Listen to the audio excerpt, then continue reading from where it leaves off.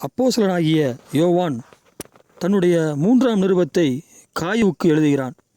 முதலில் காயுவை குறித்து யோவான் என்ன சொல்லுகிறார் என்றால், காயுவே, நான் உனக்காக ஜெபம் செய்கிறேன். அந்த ஜெபம் என்னவென்றால், பிரியமானவனே, உன் ஆத்துமா வாழ்கிறது போல நீ எல்லாவற்றிலும் வாழ்ந்து சுகமாயிருக்கும்படி வேண்டுகிறேன் என்றார். காயுடைய ஆத்துமா வாழ்ந்து சுகமாயிருக்கிறதாம். சிலர் வாழ்வாங்க, ஆனால் சுகம் இருக்காது. சிலர் சுகமாய் இருப்பாங்க, ஆனால் வாழ்க்கை சீக்கிரம் முடிந்து போயிருக்கும். நம்முடைய பேச்சு வழக்கில் பணம் இருக்கிற இடத்தில் நிம்மதி இருக்காது, நிம்மதி இருக்கிற இடத்தில் பணம் இருக்காது என்பார்கள். காயுடைய ஆத்துமா வாழ்ந்து சுகமாயிருக்கிறதாம். காயுடைய ஆத்துமா செழிப்பாகவும் அமைதியாகவும் நலமாகவும் சமாதானமாகவும் செழிப்பாகவும் வாழ்கிறதாம்.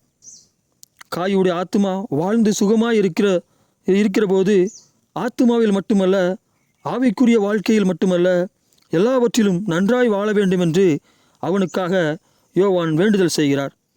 இந்த காயுவை போல நீங்கள் எல்லாவற்றிலும் வாழவும் சுகமாய் இருக்கவும் விரும்புகிறீர்களா?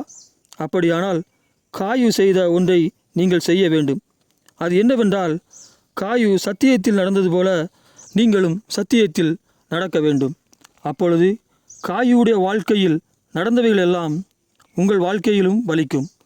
காயு சத்தியத்தில் நடக்கிறான் என்று கேள்விப்பட்ட போது யோவான், என் பிள்ளைகள் சத்தியத்தில் நடக்கிறார்கள் என்று நான் கேள்விப்படுகிற சந்தோஷத்திலும் அதிகமான சந்தோஷம் எனக்கு இல்லை என்கிறார். இவ்விதமாகத்தான் இயேசு கிறிஸ்துவும் உங்களை குறித்து சிந்தையுடையவராயிருக்கிறார். உங்கள் கர்த்தராகிய இயேசு கிறிஸ்துவிடம் உங்களை பற்றி இன்னொருவர் சொல்லுகிற பொழுது இயேசுவானவர் சந்தோஷமடையும்படி சத்தியத்திலே நடந்து கொள்ள முயற்சி செய்யுங்கள். சத்தியத்தில் நடந்து கொள்ளுங்கள். சத்தியத்திலே நிலைத்து நில்லுங்கள். பிரியமானவர்களே, நீங்கள் எல்லாவற்றிலும் வாழ்ந்து சுகமாயிருக்கும்படி நான் உங்களுக்காய் வேண்டுதல் செய்கிறேன். ஆமேன்.